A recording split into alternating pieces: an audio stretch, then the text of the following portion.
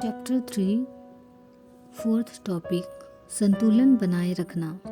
पौलुस पवित्र आत्मा की प्रेरणा के द्वारा प्रार्थना करता है कि शैतानी शक्तियाँ और उनके निरंतर छल कपट के कारण मनुष्य के मन में जो भी समस्याएं उठती है उनके लिए हम सबको बुद्धि, समझ और अधिकार मिले। ऐसा प्रतीत होता है कि कलीसिया का संतुलित बने रहना दुनिया में सबसे अधिक कठिन कार्य है।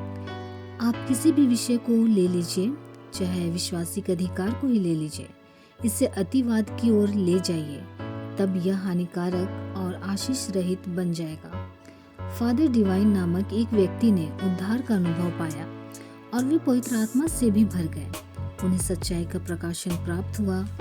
तब वह इन पदों का अध्ययन करने लगे जिनका अध्ययन हम यहाँ पर कर रहे हैं। उन्होंने तर्क किया, अगर हम मसीह हैं तब मैं भी मसीह हूँ। मसीह परमेश्वर है, इसलिए मैं भी परमेश्वर हूँ। फिर उन्होंने झूठी शिक्षा वाला पंथ स्थापित किया जो अत्यंत लोकप्रिय हो गया। लोग उनकी पूजा भी करने लगे। सड़क की दोनों ओर पाई जाने वाली खाइयों में गिर जाना बड़ा आसान है। यदि हम किसी भी विषय को लेकर अतिशयोक्ति करते हैं तो हम अतिवादी कहलाए जाते हैं और यह हमारे ही विनाश का कारण बन जाता है। यदि हम शिक्षाओं को संतुलित रूप से स्वीकार करेंगे और शिक्षाओं के उसी संतुलन को अपने जीवन में बनाए रखेंगे तो हम पथभ्रष्ट होने से बच जाएंगे। पिछली सदी के अंत में स्कॉटलैंड निवासी जॉन अलेक्जेंडर डार्वी ने ऑस्ट्रेलिया में सेवा कार्य करते हुए ईश्वरीय चंगाई के विषय में प्रकाशन प्राप्त किया।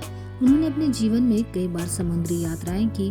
उन्होंने समुद्री यात्रा के समय कई बार आंधी तूफान का सामना किया और ऐसे समय में उन्होंने जैसे यीशु ने किया था वैसे ही किया।